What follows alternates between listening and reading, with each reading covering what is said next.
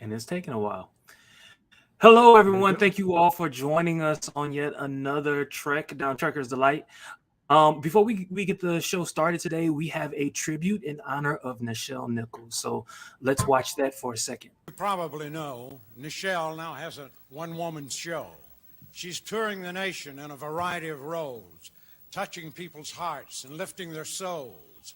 She's got talent, looks, and guts, and she's out there knocking them on their butts. We love Nichelle. She's very dear, even with that thing stuck in our ear. Oh, I dreamed of becoming an astronaut, but NASA said that women weren't being considered for the job.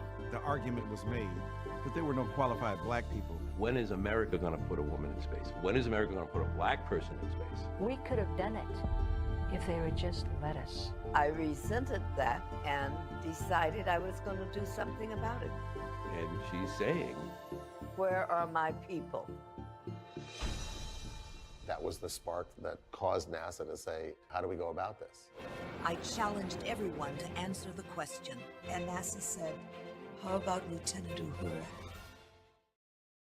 Respected highly, and therefore expected and respected herself. She also had a wonderful sense of humor. She also had a wonderful voice. But on that bridge, on that command, as part of the command crew, she was always business. It was always about the mission. He called, knowing that I was coming, he called her in under pretext of working, so she was all in uniform and everything. And she walked past me and she went, and she just goes, no way!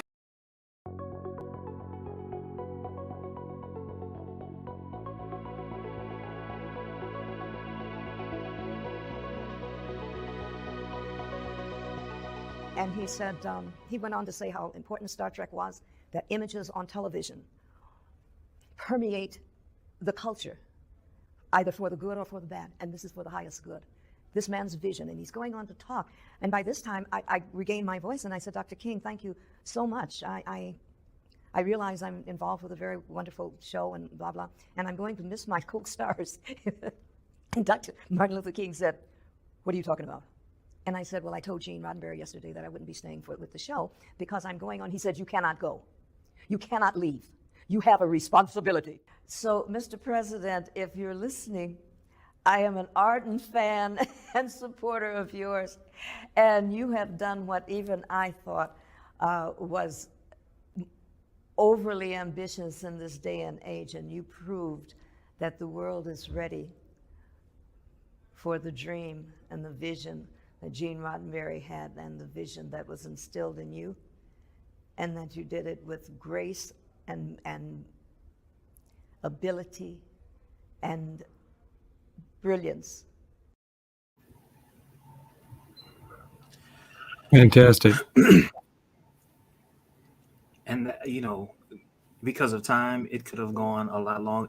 She she talked about a guy who basically went up to her and said, look, I designed the cell phone because of what I saw you open up on Star Trek. I mean, it just went on and on and on and on and on. And if you notice, like I had like a few questions. It was like, was it fate? Was it divine? A woman did these things. She inspired these things, and because she inspired these things, a culture was possibly redefined. We'll never know. But I mean, if you think about all the different people, like the video doesn't say it because I couldn't capture it because it was too long. But Obama said the reason he wanted to become president of the United States was because he saw her on Star Trek. Yeah. The power of representation in media like that is incalculable. When people can see themselves represented on the screen. And that's why I think Star Trek is so groundbreaking, because even today we see that constantly. They're breaking new ground and doing stuff that other shows really aren't doing yet. And I think it's great. And I think it lets people feel that they are seen. And that is important. When you feel you're seen, you feel like you have worth. When you can see somebody that represents what you are on the screen like that in a role of responsibility where they're respected, their opinion matters. Yeah, you just can't buy that kind of acknowledgement. So it's very important that a show like Star Trek is out there for people to be able to see that. And Nichelle Nichols was groundbreaking in that respect for people of color to be able to see her on the bridge in a role of responsibility, being taken seriously as a valued member of the crew, and performing her job just excellently, just like any other Federation member would. It was great, and she's going to be missed greatly. William, I know you weren't or you haven't really watched a whole lot of the original. You have watched some episodes, I know you have. But any thoughts? I mean, you know who Nichelle Nichols is, right? Of course you do. I don't know. That's a very good question, because now that we're past the sad part about it, I guess we can get into the goofy side of things now. Right. You know what? You better be lucky that I don't have it on standby, but I actually have a picture with her. You do? You do. He does. He does. Where did that happen? I think you have it somewhere, Jermaine. Yeah, it's not under comrade. Maybe it's under live. And it's not just photoshopped. No, it's not. It's the real deal. I found it. Just found it. Okay. I found it. It's uploading. Here we go. All right. Oh, what damn? Well, that was damn, Jermaine. Like, it could have been you with a chupacabra. I don't know. It just was up so fast and gone. A chupacabra? I don't know. It's just like boom, bang, it's gone. Put it back up. Put it back up. No. Oh, we're back in comments now. Okay. I think whatever. Yeah, that's what happened. I uploaded it to the wrong one. Anyway, here it is. Yeah. Okay. I thought you double clicked it like we do that thing when we double click something. Mm-hmm. All right, here we go. Okay. All right. This. When and where was this? This was in Little Rock, Arkansas, at the State House Convention Center in, if I'm not mistaken, either June or September of 2016. I just remember it was that summer. And was it like a Star Trek convention or just general science fiction? It was a general science fiction convention, but I'll be honest with you, I could give a rat's ass about the rest of it. I went there to meet her because I knew. All I needed to know was one story. I didn't even know about the Barack Obama one. I knew about the Whoopi Goldberg, but I didn't know about the Barack Obama. But it was the Martin Luther King story that had my attention. And I was like, whoa. His kids he let his kids stay up past not past midnight, but past 9 o'clock, past 8 o'clock to watch Star Trek at 10. Like what? Like, hold up. And we talked about it in her appreciation episode that we did in December when she went to her last Comic-Con. And I remember when as soon as I saw it, I was like, I don't care what's going on. I don't care who these other people are. I mean, I met stormtroopers. I met Deadpool. I met Vader. I met wizards from Harry Potter, witches. I saw Halo. The sergeant, I saw them all, and I did not care. In fact, I took a picture with a stormtrooper doing the Vulcan sign, and all that. But he could shoot me if he tried because they always miss. But anyway, I remember when I first met her, it cost me $50, but I didn't care. Right. I was like, hell with it. Yeah, so I gave my it was literally my last $50. She was my last. I already filled the car up with gas. And I let the person have my phone, and she said, "So William, do you have not she, but her representative asked me, because she always prepares her for the next guest." And there really wasn't a long line. And I kind of knew that because not many people that was born after 1980 really knows or really respects the original series. Right. In my personal opinion. So no, there wasn't a line there. So I just walked right up and I said hi. And the lady asked me, sweet lady too. She said, "Is there anything you want to ask Miss Nichols?" And I said, "No." She said, "Why not?" And I said, "Look, I'm a college student and I'm a double major, which means I have to do research anyway. I did everything I wanted to know about her.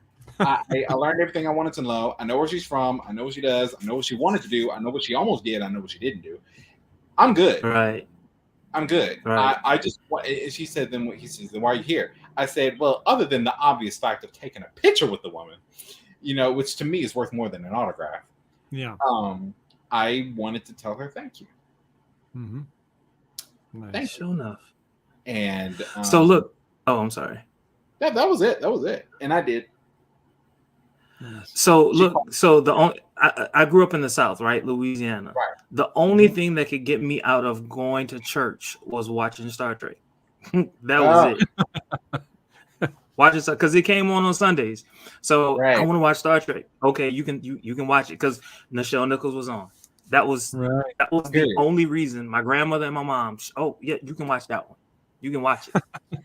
And so that started my love because I was a heathen and I didn't want to go to church. So yeah. Well, welcome to the club. Hey, I'm here for it. I'm here for it.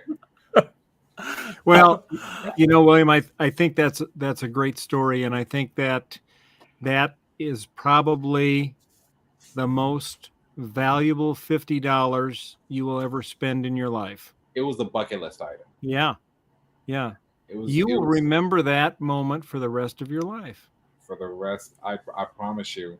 Yeah. I promise you. Now I still have to meet as many of them as I can, but that will always be. But I already met George Takei. And I even had a conversation with the man, took a picture with him and everything. But I'll be honest with you, no disrespect to him, but the only reason I met with him is because he just happened to be at a documentary film festival that I was required to go to because of a class I was taking. Yeah. Well, would you have gone there to meet him if you knew he was there? I will say it was coincidence. Yeah. I would have gone to meet him out of respect. But I would have not gone with the same hype because I really had to contain myself around Nichelle. I really had to. I'll never forget it. Like, the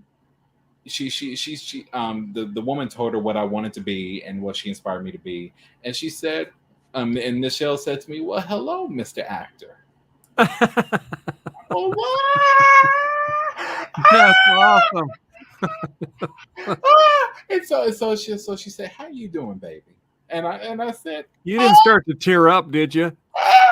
I'm holding it in, and then I get to hold her hand, knowing that her hands touch the comm panels and everything in her ear. It was the same hand that she touched with her earpiece, and I was like, right. No, I mean, it wasn't just because she was on Star Trek. It was just what Jermaine said. She had done so much. The representation matters. I had someone it was the day after Chadwick Boseman died. He said to me, "William, why is everyone so fed up about him dying?" And I said, "It's not because of the role he played, even though that was great. It was because of what he represented and what he showed." So when I made a post about 2 days ago about Nichelle, and I said, take Chadwick Boseman and multiply that times 50, and you have Nichelle Nichols. True. Not saying that he didn't do anything, but she'd been doing Star Trek for literally the entire duration since its birth. The last time she even did a movie was in 2020, and even then she threw some Star Trek in there. So well, yeah, this will probably blow your mind, but just by meeting her puts you 1 degree of separation away from the entire original series crew, as well as Martin Luther King. Think of that for a minute. She probably shook his hand and you shook her hand. Oh, no doubt. She probably hugged him too. Yes. Maybe they were friends. Maybe even kissed him. Yeah. Maybe. and maybe a little too close to Gene Roddenberry. Well, at the time, I don't know if the two of them were that close. She and Jean, I don't know if they were. I don't know now. I hear. Because to do that little tribute, I had to watch a lot. I watched a lot, and so I don't. At that time, I don't think that. I don't think. Well, let me ask you this. I thought you jumped into Star Trek because of Deep Space Nine, and you saw Cisco, but who, me? You watched? Yes, you. But you. I never said that. I thought Deep Space Nine was your entrance into Star Trek. Never. Maybe you're thinking Jason, or maybe Manny. Manny, is that you? Mm-hmm. I know he's in the comments, but oh, danger with the deep cuts. Yeah. Well, I mean, so Nichelle is awesome. She's great. I even had someone. I remember there was this last story. I promise, even though it's probably not true. I had this neurosurgeon in the family. Her name was Lois Walford Halston, and she God rest her soul now. And she told me that Star Trek didn't do anything for our community. And I said, Miss Lois, I know you're like the matriarch of our family right now, but please don't make me check you in front of everyone in this room because I promise you I will, and I'll destroy you. And she was like, oh yeah, give me your best shot. I laid it all out for her, and I said, and then I realized in the end, Lois was challenging me to put facts, to bring receipts. Justify it. Nice. Like she even said, okay, but how does this affect me now? Like Nichelle is almost gone, and Star Trek, the original series, is off air. How does this help me? And I said, you called me on your cell phone, did you? You can thank Nichelle Nichols for that.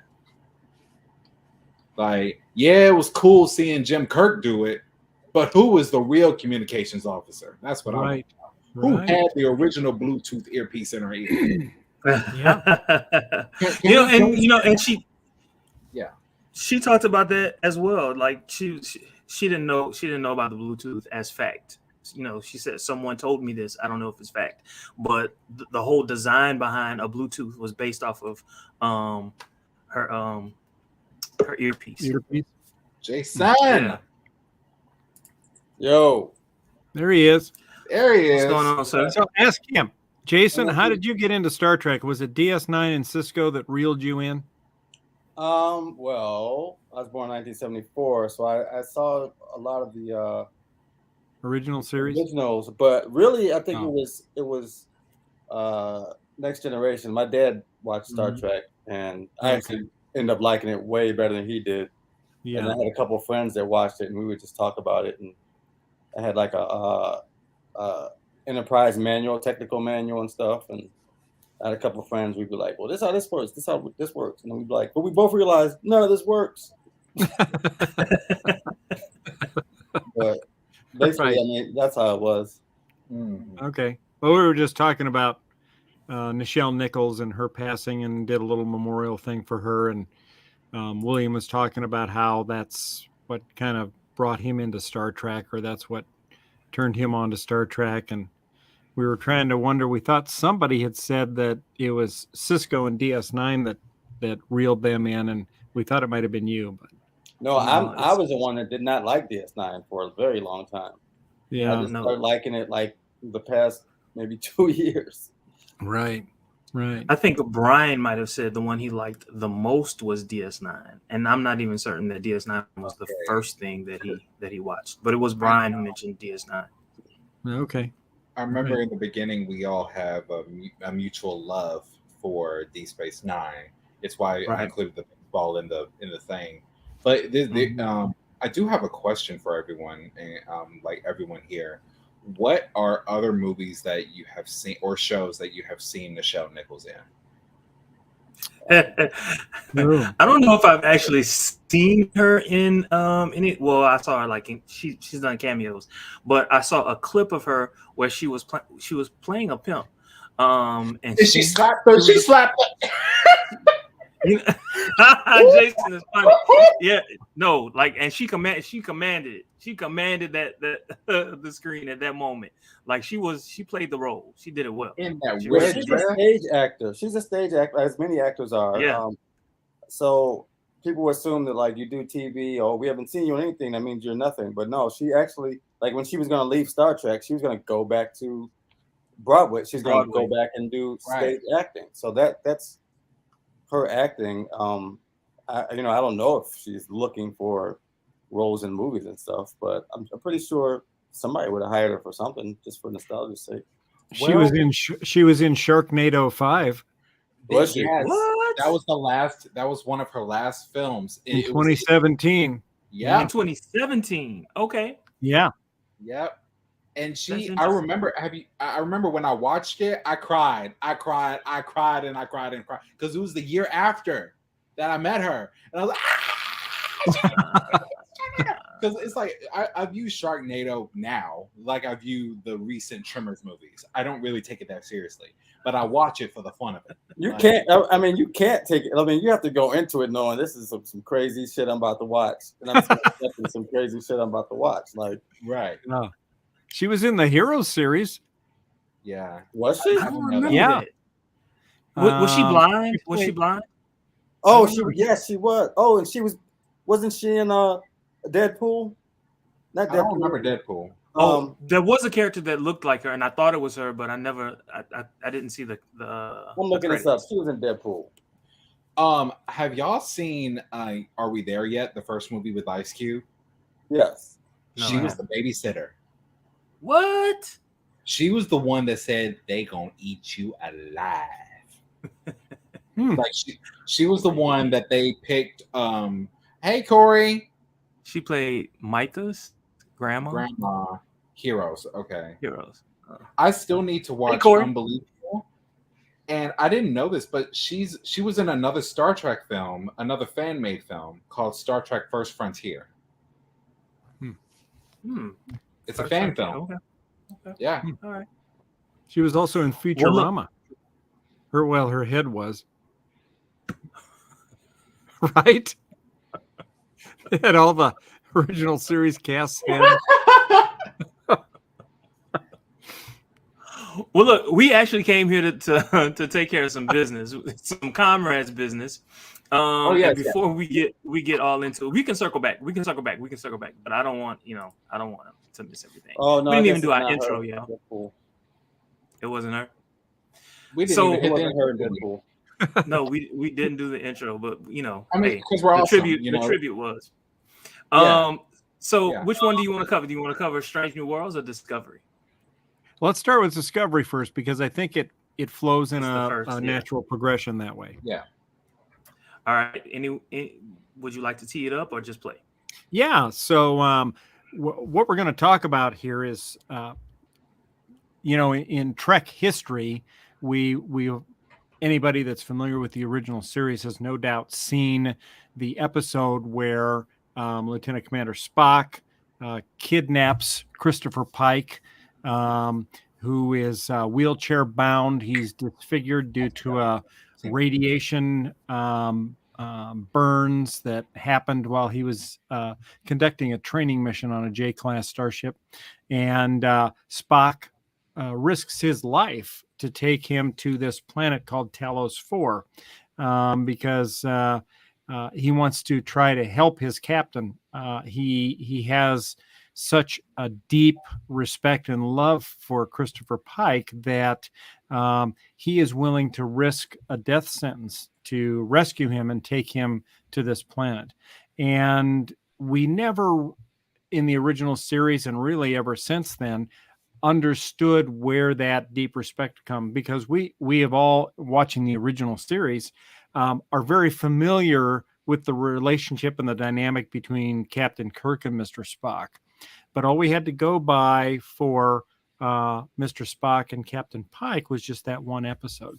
And so there are two episodes that we're gonna kind of recap here, and then we're gonna discuss that I think gives us at last finally a picture into where that deep respect and love Spock has for Captain Pike comes from. So the first one we're going to talk about is the Discovery episode. It's episode 12 of season 2 of Discovery. And let's go ahead and kick off that recap. This recap assumes that you are already familiar with Season 2 of Star Trek Discovery and just need to be reminded of the important details of this specific episode. In Star Trek Discovery, Season 2, Episode 12, Through the Valley of Shadows, a fourth red burst signal has been found over the Klingon planet of Boreth, which contains a rare mineral native to the planet and guarded by Klingon lives for generations. Time crystals. The crew speculates that a time crystal could enable them to send the precious sphere data to the future to get it out of the reach of the evil control AI. Klingon Chancellor L'Rell offers to arrange an audience for Captain Pike, but warns that no Klingon, let alone a human, has taken a crystal from Boreth without great sacrifice. Pike beams down to the monastery and introduces himself to Tenavik, one of the timekeepers. But Tenavik is not interested in what Pike has to say, telling him he has made the trip for nothing. Pike persists, asking only for a chance to prove himself. Tenavik is amused, saying that those who sought the crystals always enter with conviction, but always leave broken. However, Pike is emphatic that he is not leaving without one.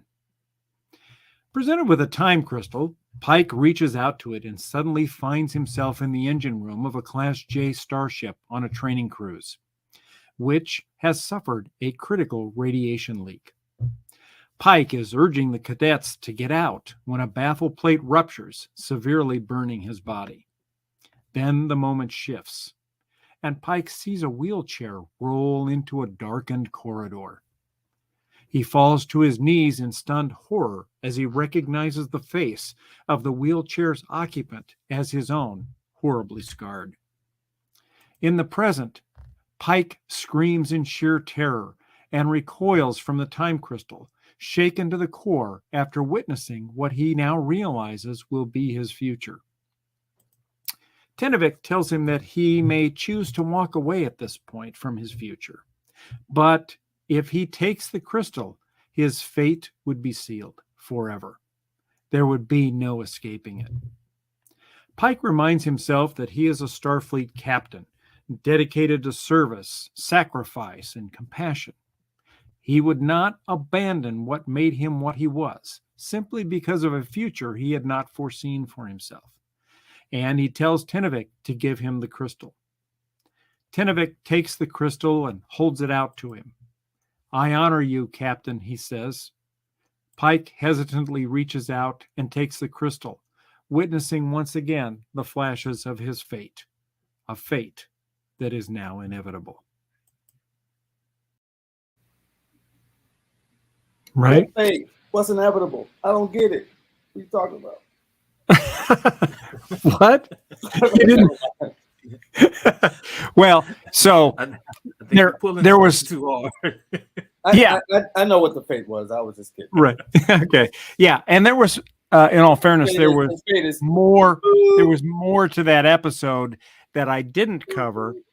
But what I specifically wanted to do was to highlight what I'm going for here, and that is the relationship between Pike and Spock and how that develops. And so this episode is fundamental to sort of setting this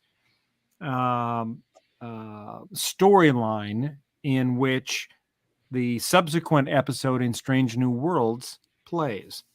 And so I think at this point, let's go ahead and air the second intro, and I'll set that up just a little bit. So this is Strange New Worlds. This is the last episode of their first season, episode 10. And in this episode, we're going to see Pike tries to, Pike actually gets to see what happens if he tries to change the future that the time crystals have now cemented for him. So let's go ahead and roll that intro. Star Trek Strange New Worlds, Season 1, Episode 10, A Quality of Mercy, follows up on the story of Captain Pike and the impact his knowledge of his own future, as shown to him by the time crystal on the Klingon planet Boreth, has on him. In this episode, we find the captain meeting with Commander Hansen al-Salah of Outpost 4, which borders the Romulan Federation neutral zone. The conference room door opens to reveal a young boy excited to meet Captain Pike. Hansen explains that his son, Matt, dreams of joining Starfleet. On hearing the boy's name, Pike suddenly freezes, realizing that this boy will be one of 2 cadets that die in the radiation leak on the Class J starship training cruise Pike commands 10 years in the future. Back in his quarters, Pike begins to dictate a letter addressed to Matt, intending to reveal to him the truth about his future, when he is interrupted by his future self, then Admiral Pike. Admiral Pike gets to the point quickly, saying that the letter Captain Pike was about to write to Matt was going to wreck the future and have unforeseen consequences. The Admiral opens a small box containing a time crystal, saying it would show Captain Pike the downstream effects of his attempts to change his fate. In this alternate timeline, a miscalculation by Captain Pike results in an ongoing war with the Romulans, as well as causing grievous injury to Spock, his left leg torn off, and Spock's face hideously burned. Standing next to him is Nurse Chapel, visibly struggling to maintain her composure as she lists his injuries, and noting that she wasn't sure if Spock would even recover from it. But even if he did, he would not be the same. The horror of seeing what happened to Spock, knowing what fate had destined for Pike, affects Captain Pike deeply. Back in his quarters, Admiral Pike reappears and explains that every time Captain Pike tries to change his path, Spock dies. And this has serious repercussions for the future. Captain Pike then touches the time crystal again and is returned to the moment he began writing the letter to Matt. He tells the computer to delete the file. The door then chimes and Spock enters. Remembering what Pike saw in the time crystal vision, Pike expresses how glad he is to see Spock, even though to Spock, he had only seen Pike moments ago. Spock reminds Pike of how he suddenly left the briefing room and his odd reaction to hearing Matt's name, wondering if that pertained to Pike's knowledge of his own future. Pike replies only that the universe showed him that some fates were inescapable, and even if he could get out of his, it might just fall to someone else, someone he knew. Spock now sees why Pike was so glad to see him. Spock believes he owes Pike a debt of gratitude, although for precisely what, he does not know. Pike expresses how important Spock is to him, a feeling Spock reciprocates, calling him Chris for the very first time. Smiling to himself, Pike returns to the bridge, taking the con back from Una, and looking around his bridge, seeing all the familiar people and the familiar places. Spike!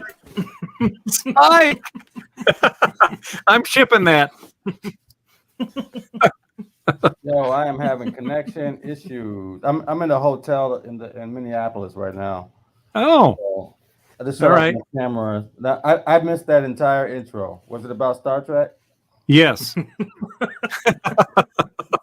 No, it was not about Star Trek. It was about Predator and Xenomorphs and Galaxy Quest. Futurama. Futurama. Yeah. Oh, I like Galaxy Quest. Yeah. Galaga. Yeah, I like Galaxy Quest. It was about Captain Spike and Mr. Irk. It sounds like a transporter accident waiting to happen in season Doesn't 2. It? Like Tubix? Oh my god, like Tuvix, and I already know it's gonna be Chapel that kills him. Like, I know I want my Spock back. Right.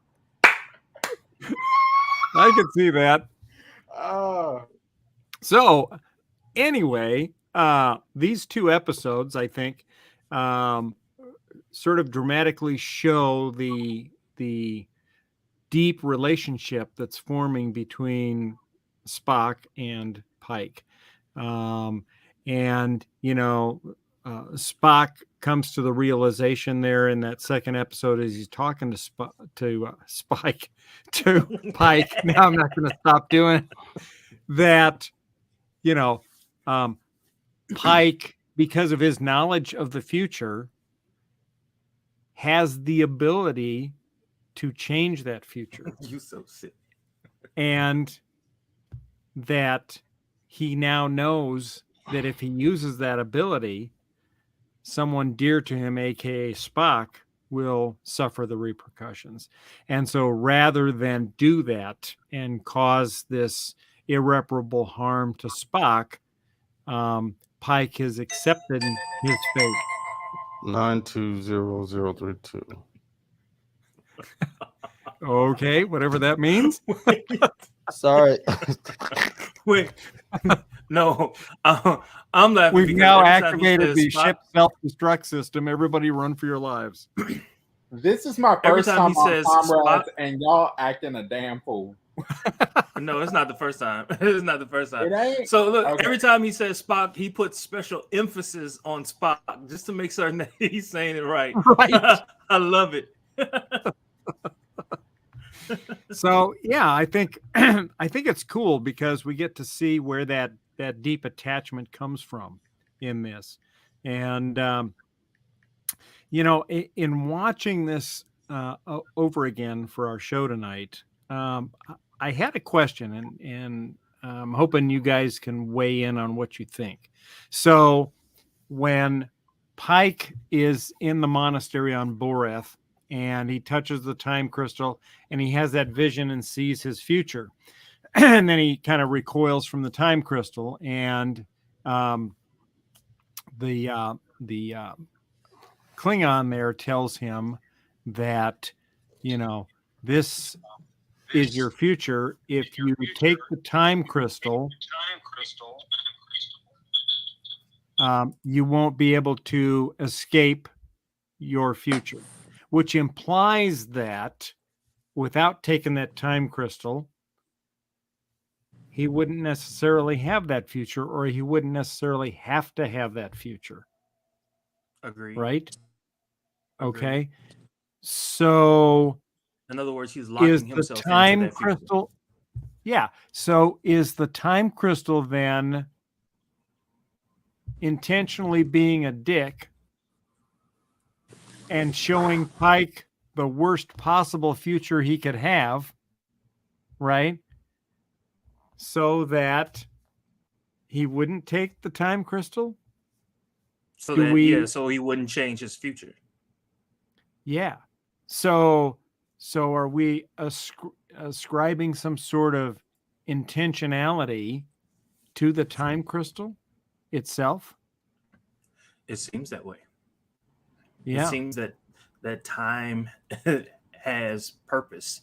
It has meaning. Time is sentient. Yeah. That's Because what, at least they're sentient.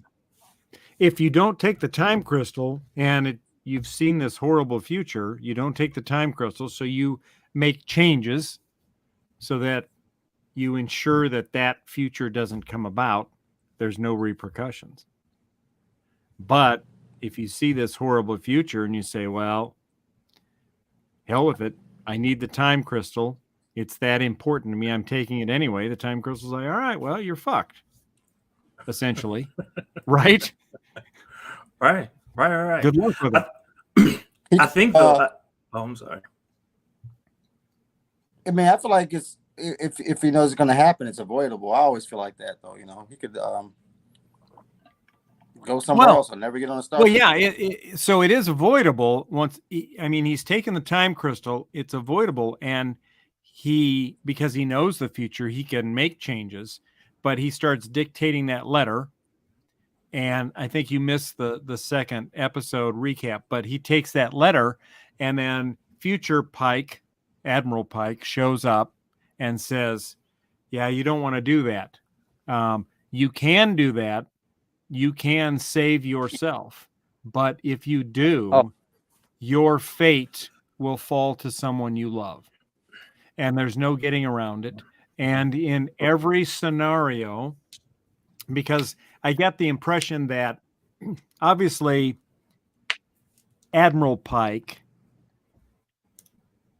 did one thing different to change his future so that he didn't encounter. Right. So he's now showing what he did to Captain Pike to show him how that turned out. But he says at one point that in every possible scenario where Captain Pike changes his future to prevent this accident, Spock dies. So I'm assuming that the Klingons on Borath then showed him every possible iteration of the future in which the outcome is different, and that every outcome resulted in Spock's death. And so that's why Pike decides he'll take his fate unto himself and not put that onto Spock. And so if in fact the time crystals are sentient and they're dicks, are they dickishly showing Pike every possible future that involves only Spock's death? Well, I think this is where Pike comes in. By changing his future, this messes up Spock. And Spock, I think what Pike realizes is that Spock is much more important to Pike's story than Pike's story is to Pike, if that makes sense. In other words, by allowing Spock to go on and live his life, he's now able to do all these great things that Pike will never be able to do. Only Spock can do it. Well, or it could be like, you know, like Dane's just saying, like if he's saying, if your theory is that there's a essence of time that it could be just like you're going in and out. Oh, if there's time that's somewhat, I moved the phone closer to me like that was gonna fix it though. That's better. That is better. The time, that they're just arrogant dicks and they're like, hey, we're time, don't fuck with us, or this is what's gonna happen to you. Right. Well, and in fairness, in that episode, we see Pike live through that future where he had warned Matt and things were changed, and he starts the great Romulan Federation War, and Spock is horribly mangled and apparently ultimately dies. But we only have Admiral Kirk's statement that Spock dies in every timeline and that as a result, there are substantial repercussions to the future. I honestly think Pike that doesn't really know what those are. What's that? I honestly think that Admiral Pike from the future is not really Admiral Pike from the future. I really think that Admiral Pike is actually time itself. Oh, you don't think it's him? Wow. Okay. Well, he said, but he did say at one point that the Klingons, the monastery, allowed him to go back to try to change Pike's mind, Captain Pike's mind, because he said the other option was, Klingons do love their batless. So in other words, they were just going to come kill him to prevent him from changing the timeline. And Admiral Pike convinced them to send him instead. In all honesty, that probably 2 seconds. And in all honesty, that probably explains how Alexander was able to travel back in time. If you really want to get into it, but to answer the early question, Klingons are dicks, period. And how I think, but yes, for every reason that you've stated, but me personally, for a deeper reason. They used the saying that Spock dies in every other timeline as a deterrent for Pike. Yeah. But what they didn't tell him was that technically Spock dies in every single timeline. Right. Right. But there's only one person that can bring him back, and that was Kirk. Kirk was the only one that would have the initiative to bring Spock back, and Kirk wasn't even going to do that. Right. But it takes Pike's disfigurement in order to bring James Kirk to be over the Enterprise. Yeah. In other words, exactly. That was the only possible future that could ensure Spock's life. Right. Right. Or second life rather. But because I feel like they gave him permission to get to know Kirk as what we will see in season 2. In his youth. But I feel like as part of like Klingons being dicks, since they have multiple of them. Stop. I feel like they withheld that bit of information because what if Pike would have known that Spock does die in every timeline, but he would have pulled the same stunt Kirk does? There are certain parts of the future that Pike just doesn't need to know. Otherwise, like any animal or human would do, you're subconsciously going to think of a plan to try and beat his fate, like Sarah Connor type shit. Right. Right. So because nobody's going to want to be disfigured. No one. Like it's just like I'd rather die than be disfigured. Can I at least die? Like, no, and I think that's what makes Pike push the extra mile. Is not only do people die, but he is literally going to an imaginary nursing home for the rest of his life. Like, damn, I'm sorry. Like, that's why I refuse to believe that ending that we saw in the menagerie is the ending that we're going to get in season 7. I refuse. I'm sorry. How could they change it and still stick with canon? I don't think they will change it. I don't think they will change what we saw. I do not think they will change what we saw at all. I think there's more to the story. That's what I think.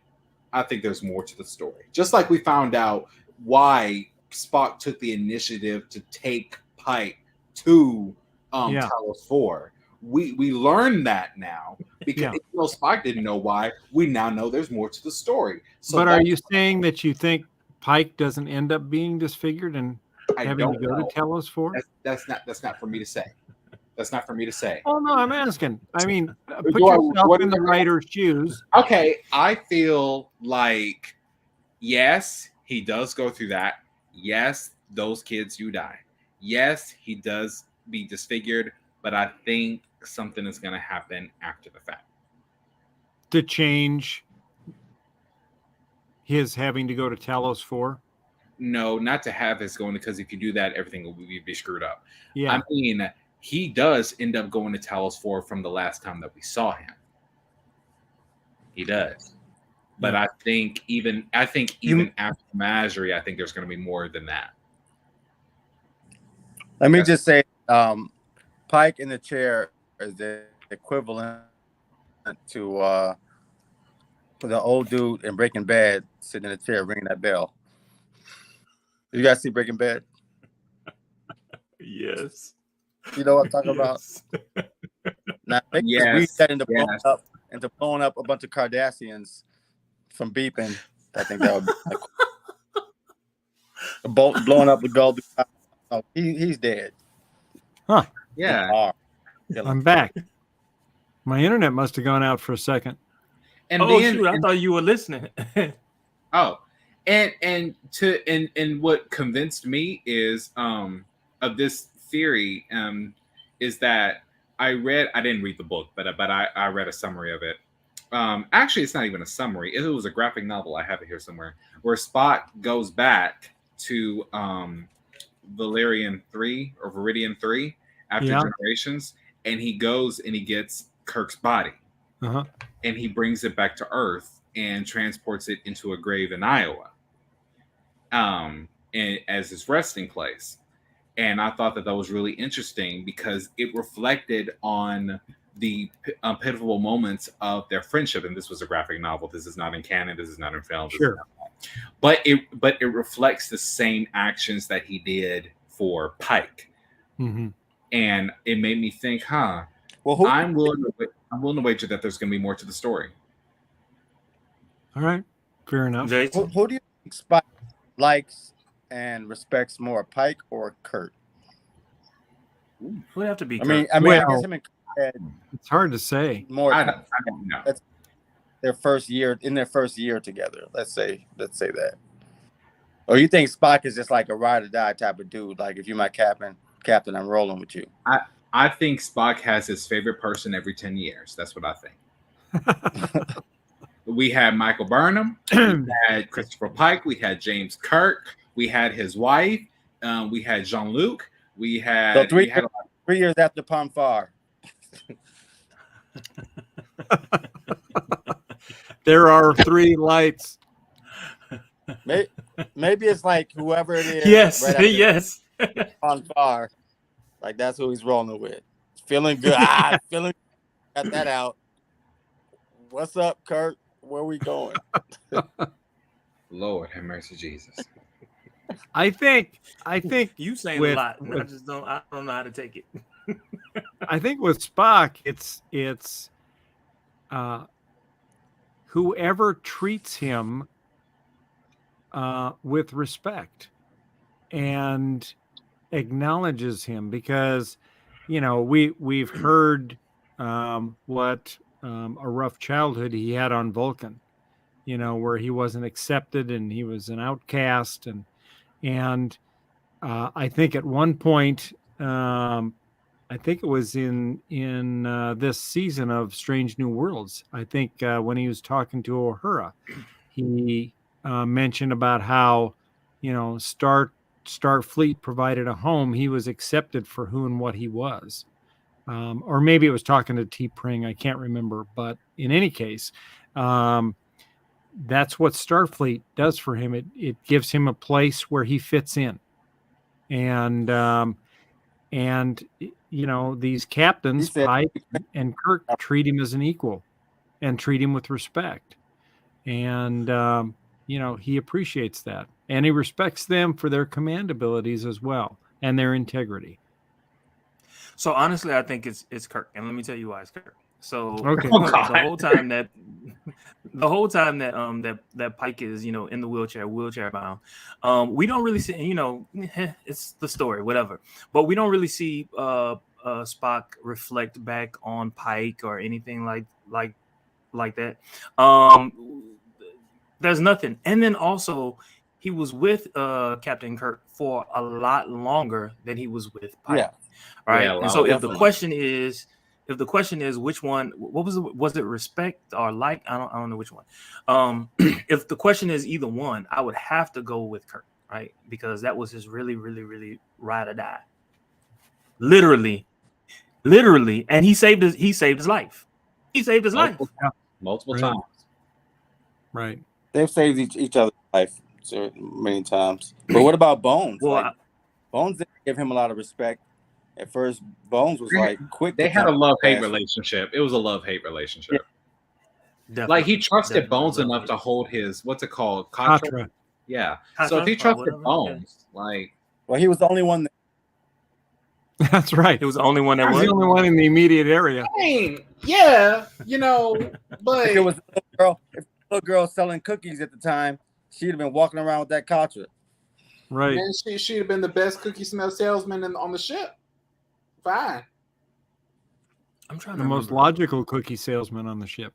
The most logical choice would be to get some damn Samoans because I said so. But wait a minute. This is it's been a while since I've seen the movie. Didn't he ask Bones to go with him?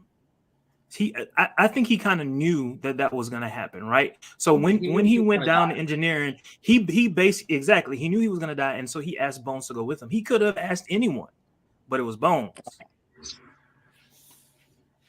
There you go. Perhaps. He knew he was going to die. He knew he wasn't going to survive that. I mean, that's pretty. It's Kobayashi Maru if you think about it. it's just like if you refuse to put your other officers in jeopardy, you do what other captain shit you do. You sacrifice yourself. That's what Deanna Troy had a hard time figuring out. Well, and it also might have been the case where he knew Bones so well that he knew there was plenty of space in his mind for his Katra. Stop. I don't know. Get out. Like he was like, I'm going in here real quick. Hold this for me, homie. Hold this right quick. Yeah. Oh. Hold this for me. I got it. I mean, Bones was. I think there was a reason for Bones. I think they came up with a reason in Strange New Worlds why his name was Bones, or was that another movie or show or book? They did. No, that was in the movie. They talked the about movie. It. Yeah, his wife left him with nothing but dry bones. Nothing Right. but my bones. yeah. Right. Yeah. They never did, as far as the Roddenberry world. They never really said why they called him Bones. Right. Because Agreed. I always assumed that it was because he was a doctor. right. Right. But Wouldn't it be, Because he was so in the skinny. movie, wouldn't it be awesome if in his office there was like one of those skeleton bones just hanging in the corner? Yeah. I think That that'd would have be been the dope. shit. What I'm kind of hoping for, at least in either season 5 or 6, is that we see Bones with Dax. Because we do know that they were together at one point, maybe not in a relationship, probably. I think it was on and off type. Which Dax? Which Dax? It was Curzon Dax? no, God, no. No, This not is- Curzon. This was about 3 See, generations there before you him. go. Yeah, There you because go. because in Trials and Tribulations in the DS9 episode, Dax remembered Bones, and he said he had the hands of a doctor. And I was like, oh, That would be. I don't know why Dax isn't even in Discovery yet. I feel like we need to see Dax in every Star Trek show there is. That's what I think. Like, well, you know what I want to see? what? You know how in Star Trek Picard, this last season, we saw the alternate Picard had that room with all those skulls of like Ducat and people he all had that killed. stuff. I want to see the same thing in Star Trek Strange New Worlds, only I want Mbenga to have a room full of hanging skeletons of all these different species that he uses, to learn from, not evilly like, the alternate Picard did. But they might as well make use. They've got all those skulls. Why don't they make use of them? Right? Like some. You're not wrong, but Well, his name is Danger for a reason. I want to see. I know Mbenga's got skulls in the closet somewhere. I want to see them. I don't have high hopes for Picard at all. Skulls or skeletons. Yes. He's got skeletons in the closet. Mbenga does. We What- know it. You know what, Danger? This is what you did. You left William speechless, and that's a lot. No, what it would be cool if like somebody just opens a closet and all these bones is rolling out and he's like, "Ooh, my bad. You weren't supposed to see that." That's awesome. I love it. William couldn't He take took it. himself out. He couldn't take it.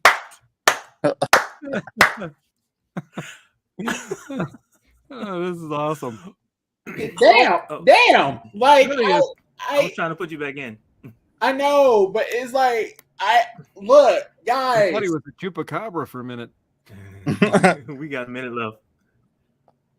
Y'all, I'm getting too over this shit. Okay. I'm sorry. I'm not even 30 yet, and I'm getting tired of dealing with these cheering on this damn show. Like, I feel like Jean-Luc dealing with kids, and something hit me from the holodeck that's supposed to evaporate as soon as it leaves, but doesn't. But Snowball. yeah, the snowball. Yeah, which never made sense to me. Anyway, I just want to say I think the villain in season 3 is going to be another Soong played by Brent Spiner. That's what I think. Okay. Because Picard, not Picard. Patrick Stewart said it's going to be someone that we have seen a million times, and we heard we heard Brent Spiner's voice in there. So I'm like, okay, another soon, cool. I've told you it's gonna be Professor Moriarty.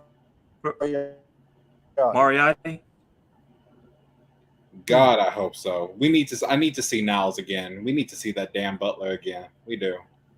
But in a way, wouldn't that make Data the star? Not Data. Well, Data won't be in it, but like, I mean, like, how could they beat him? How could they beat him? Soon? I'm pretty sure. No, Moriarty. Data or Moriarty? Moriarty. Like, how could that cast beat him? No, it was only because of Data. They kind of contained him. All they'd have to really do is all they were able unplug to the do. simulator he's in. Yeah, contain him he and could throw actually that shit and throw that control little the ship if he wanted to. throw that computer module into a fucking star and call it a day. I hope we just don't come to another sad sorrow part of Picard's past. Like, goddamn, how much bad shit are you gonna have happen to this man? Well, like his whole family died in generation. I think Like, that this season is going to give us the spinoff we need for the Seven and Rafi show. I'm agreeing. Some people just have bad karma, Jason. I mean, look at William.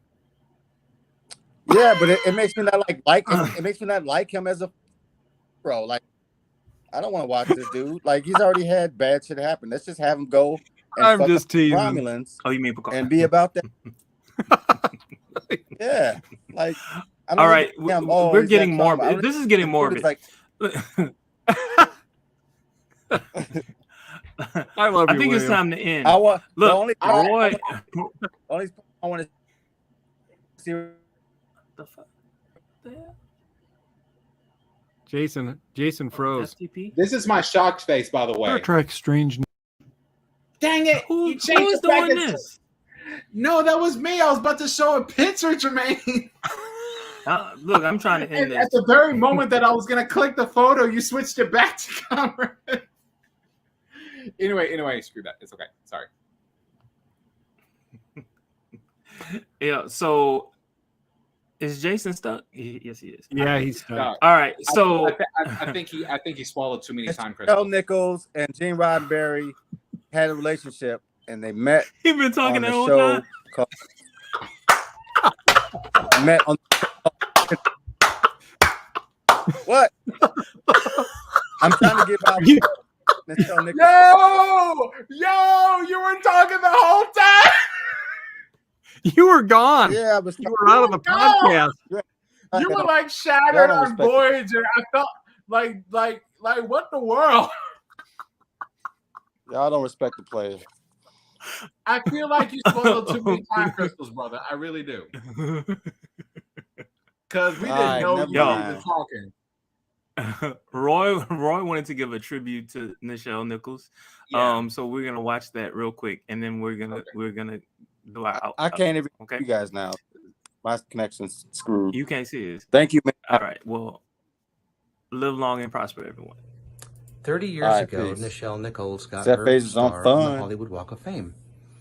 And that's the only time I've ever gone to Hollywood to see someone get their star. I've lived and grown up in Los Angeles most of my life, but I was there 30 years ago when she got her star. R.I.P. Nichelle. It was a pleasure meeting you, and you will be sorely missed, and you are definitely a pioneer, and not just in space, as Lieutenant Uhura.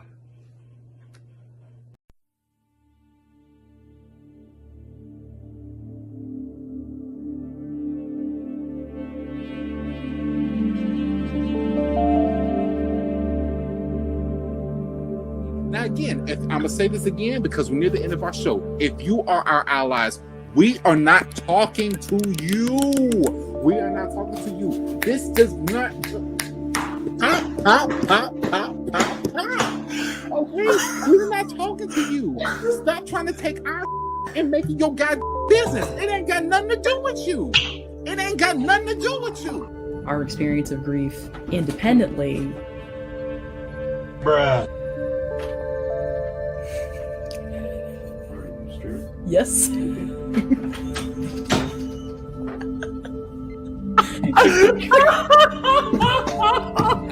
I love that they're in the comments. So much is like I'm just reading the comments. Yeah. They should have brought that child out. Such a good point, Will. God, that's such a good point. And he's really thought about it too. You should be here. William, get over here. I thought he had a girlfriend on Insta. It's been ages since I've mucked about, but. Okay, moving on. Let's move on. Well, yeah, we gotta move on.